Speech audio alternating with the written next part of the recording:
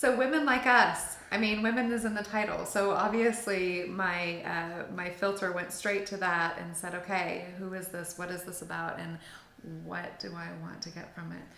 What a journey. What It a was beautiful journey. 4 years to be exact. That's amazing. That's how long it took me to make the movie. I didn't think I was ever going to finish. But, and I had never done a documentary. So I had only done feature, narrative features and not directing them, but just like I started a production coordinator and then I did UPM. And so not even producing, just kind of being right underneath the producer and letting all the problems go up to the producer, which I enjoyed very well, So then you took all the problems on. It was so hard. And I actually called the producer, my producing partner, that he would always produce them and I would UPM them, which is just under the producer. And I called him and I'm like, oh my gosh, like, can I just bring you all my problems anyway? Because it was so hard to have everything hit you. Yes. And you had to deal with all the problems and you had to resolve everything and you had to make sure that all the money was in. And besides having children, it was the hardest thing I've ever done. It's for real. It's like childbirth, isn't it? It is a third child. It is. It is a third child. It is. Yeah. For sure. And it's that process. And it's like you're going to get through it and there's going to be something at the end. But you got to go through it in the process. You have to go through it. And I went through 4 editors because it was so much footage. And because I was a first-time documentarian, I didn't have a complete focus of what it was going to be. Because all you have is like a bunch of footage. And then you got to figure out now how to make this a story. Right. And by the time I got to my 4th editor, he was a dream. I love him. He was actually, I had worked with him on several films. He's a director actually, who edits. Okay. And so I had done 3 prior films with him that he directed. That's a great combo. I didn't think he was going to be available. And I called him and I said, how much? And he was right in my budget and he was available and it was amazing. And I feel, and I could say this confidently, that he probably saved my film because I had beautiful footage and I had beautiful women that I interviewed, but he really helped me put the story together. I love him so much and I want him to do all my projects with me. He doesn't really like to edit though, so I have my second documentary that I'm in post, and I called him. I'm like, please edit my second one. It's about Puerto Rico and the hurricane and the history of Puerto Rico, because that's where my family's from. And he's like, I'm not editing anymore, but if you need me to go to Puerto Rico with you in DP, so we might go one more time and I might bring him with me. But he's fabulous. Amazing. And he's a good storyteller too. Gabe Zabloff. Tell me about the journey. I love the editing process, and I definitely want to talk about the story that you ended up with. But I really want to know about the journey. Like, how did you even decide to take this leap? Yeah. And There's so why? much. There's so much. So there was so much. There's so much to talk about. But I was part of the foundation Women Like Us, and I was the president of the local chapter in LA. And they had invited me to go to Kenya to do some humanitarian work, and I really, really wanted to go, but it was very expensive. It was $8,500, and I was like, yeah, no, I'm not doing that. And then my mom passed away that year, and she ended up leaving my sister and I a little inheritance, and I said, you know what, I'm going to take some of that, I'm going to go.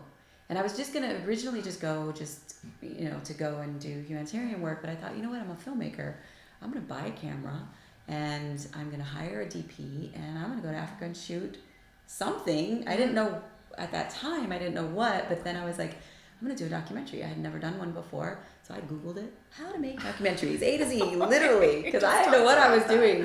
And I read, and they said, put an outline together, so I put an outline together of what I wanted, and then I hired a DP, paid $8,500 for her to go to.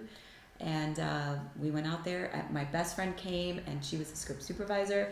And then I didn't have a sound person, and sound is everything.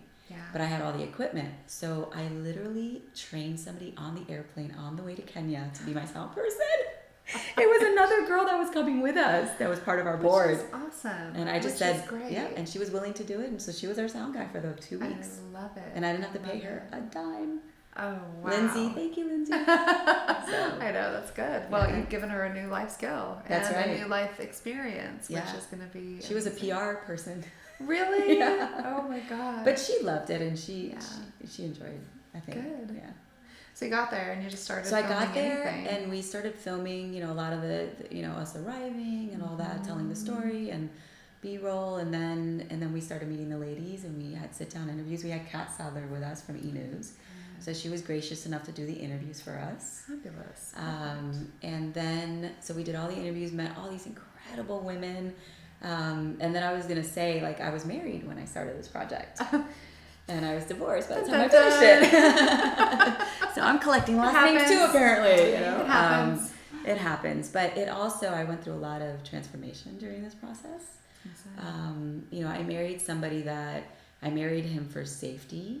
I was not in love with him. He knows that. I'm not saying anything that he didn't know. But I married him because he was safe. His parents were still together. He was completely opposite than me. He was from the South. I was from the city. He's a lovely gentleman. But I stayed in a marriage for the wrong reasons. Yeah. And I realized when I was going through this process of doing this documentary and living my dream and doing what I wanted to do in life, that he wasn't the right person in my life, and I became very codependent. I don't know if you guys understand what that is. I completely understand what that is. I didn't know what that was until I told my dad, because my mom's gone, I told my dad I was getting divorced, and he goes, I need to introduce you to something that's called codependency. And I was like, I kind of know what that means, but then he started sending me videos and books, because I was explaining to him why things weren't working out. And when I started watching the videos, I'm like, oh my gosh, that's me. I allowed that. And because I was very reactive, and he knew how to push my buttons, and then I would be, bah. But it wasn't what I was feeling inside. I didn't know how to express my honest feelings about how he made me feel. Yes. And so I don't blame him. I blame myself, because I put myself in that situation. How many women have that very, very similar story, especially when we have like a journey. I was on an airplane recently coming back from LA actually, and I sat next to a young woman, and at the end of the conversation she found out that I've been married for 18 years, and she's like, so I always ask, she's been married for 18 months, she said, I always ask, what's the advice? And I said, you will grow at different times, and you need to give each other space to do that. At the same time, that's not a key to staying together. Right. It just means give each other space to grow, because we forget that we're going to grow as people, and that we might not grow at the same time, and just allowing for that growth is painful. Like growing pains hurt. Growth is painful, but it's such a so good. It's, oh my gosh, it's incredible. It's incredible, because I didn't even know how much I could grow, because I think we grow in small steps as much as we want to, but when you go through something traumatic, you're forced to grow in a way that you didn't even think was possible. Like, I'm a different person. I even made a bracelet, May 31st 2016. I say I met myself for the first time. I met myself, the person that I feel God created me to be, before all of the crazy happened in my life. And I am a completely different woman than I was 2 years ago. Completely different woman. That people say, oh, that's who they are, they're never going to change. That is a misnomer and untrue. It is. And I'm living proof of that. Tell me that story. So, I'm not going to cry. It's that date. Okay. It's not a tribe talk until somebody cries. Thank you, Barbara Walters. You know, I was in therapy, and I had never talked about something that happened to me as a child when I was 10. So I realized that whenever I went through trauma, I reacted like a 10-year-old, because that's when my trauma happened. And I understand that now. But I was sexually molested as a child. I can talk about it now, because I'm able to talk about it. But I think I never talked about it because I didn't want to be known as a victim. Because that's a title I did not want, because I was powerful, and I was tough, and I was, you know, and I protected myself, and so I didn't want anyone to think I was a victim.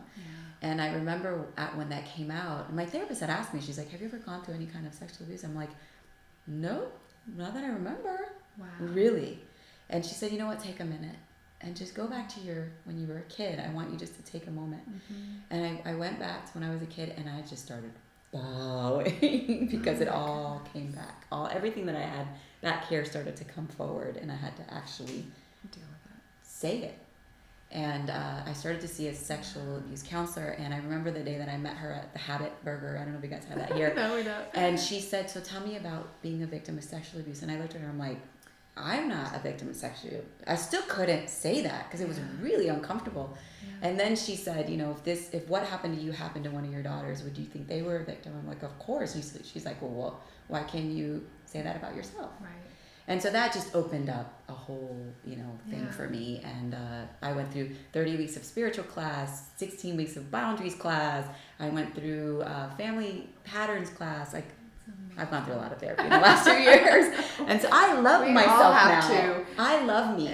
Yes. I love me. I'm confident in me. I can express myself differently than I did before. I'm just, I don't know. It's weird. It's lovely. What do you think is and you know, we obviously being women that support women, domestic violence comes up a lot, sexual abuse, sexual assault comes up a lot.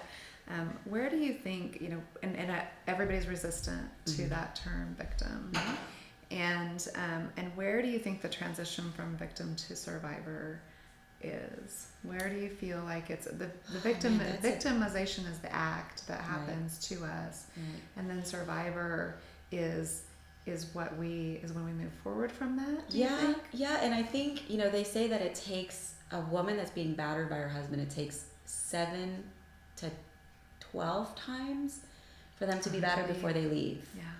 And I think a lot of that is fear. I think women will stay in a relationship forever because they are not confident in who they are. They don't love themselves. They expect that person to fulfill them. I've learned that codependency. I've learned that I can't depend on anyone to fulfill me. I have to fulfill myself. I have to love myself first. I tell my kids, you're the person you have to live with the rest of your life. That's right. And that's right. It's all I got. That's all you got. But I think a lot of women don't end up ever getting to that place of loving themselves and being a survivor and walking away from a situation and to see what's on the other side. Because when I was going through my divorce, I came back several times. I was like, okay, never mind. Okay, no, because we got to sell our house, and where am I going to live? And you know, when I was doing this film, I was self-funding it, so I didn't have a job. That was my job, but I wasn't making money. So I'm like, how am I going to make money? And there were so many things. Get really I can't do this. We get really technical, and we're like, okay, priorities. Yeah. And like, this is if I do this, then this will happen. And it doesn't. Right. We don't get down to how everything really will work out if we put ourselves first. But no one wants to be uncomfortable. Exactly. We feel much better in a comfortable space. Or feel pain, or they don't want to feel pain. They're afraid of feeling pain. And the thing is that on the other side of that pain is the gold, it's like the Mecca. bucket with the money in it. You know, it's like the bucket with the gold coins. Like if you can to roll. Yeah, if you can take the journey and it's not too far for you and it doesn't hurt your feet too much and it doesn't, you know, it's like we're all afraid to hurt. We're all afraid to be uncomfortable. That's the problem. Exactly. And if we could just be uncomfortable for just a little bit, the journey that you get to take and what the gift that you get to have at the other side of that journey is. So many people don't get to feel that, and I just want to go, just let yourself be uncomfortable just for a little while. I promise it's amazing. So I'm glad that I was uncomfortable for about 1.5 years. I was in the fetal position, cried a lot, but I'm here. I'm on the other side, and it's incredible. So.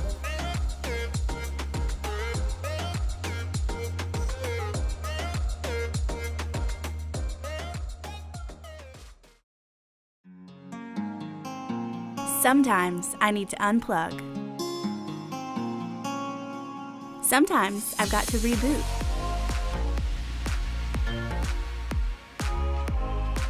Sometimes I just want to sleep.